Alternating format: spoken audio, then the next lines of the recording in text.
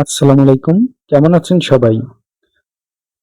প্রিয় ভাই বোনেরা, আজ আমরা এখন দাঁড়িয়ে আছি ইতিহাসের এক নীরব সাক্ষীর সামনে, ভারতের দেউল।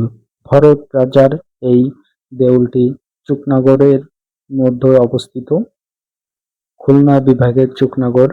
এখান থেকে অল্প একটু দূরেই আসলে আপনি দেখতে পারবেন ভরত রাজার এই দেউল।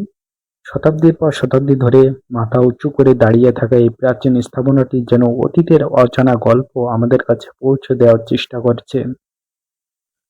সময়ের সাথে সাথে অনেক কিছুই বদলে গিয়েছে, কিন্তু ভরতের দেউল এখনো তার অস্তিত্ব ধরে রেখেছে। এখানে দূর দূরান্ত থেকে অনেক পর্যটকরা বেড়াতে আসেন। লাল ইটের গাঁথুনিতে তৈরি এই দেউলের দিকে তাকালে মনে হয় কত রাজা বাদশাহ, কত মানুষ আর কত ইতিহাসের সাক্ষী হয়ে আছে এটি। এর প্রতিটি ইট যেন একটি একটি করে গল্প বলে, একটি একটি করে স্মৃতি বহন করে। চারপাশে শান্ত পরিবেশ আর প্রাচীন স্থাপত্যের সৌন্দর্য এই স্থানটিকে আরো আকর্ষণীয় করে তুলেছে। যারা ইতিহাস ভালোবাসেন কিংবা পুরনো স্থাপনার রহস্য খুঁজতে পছন্দ করেন, তাদের জন্য ভরতের দেউল হতে পারে এক অনন্য গন্তব্য। আজকের এই ভিডিওতে আমরা জানার চেষ্টা করব ভরতের দেউলের ইতিহাস, এর পিছনের গল্প এবং কেন শত শত বছর ধরেও এটি মানুষের আগ্রহের কেন্দ্রবিন্দু হয়ে আছে। তাহলে চলুন ইতিহাসের পাতায় হারিয়ে যাওয়া এক অধ্যায়ের সন্ধান শুরু করি। চুকনগরের ঐতিহ্যবাহী ভরত রাজার দেউল। শত শত বছরের ইতিহাস বুকে নিয়ে দাঁড়িয়ে আছে ভরত রাজার এই দেউলটি। আপনারা কে কোথা থেকে দেখছেন একটু কমেন্টে জানাবেন।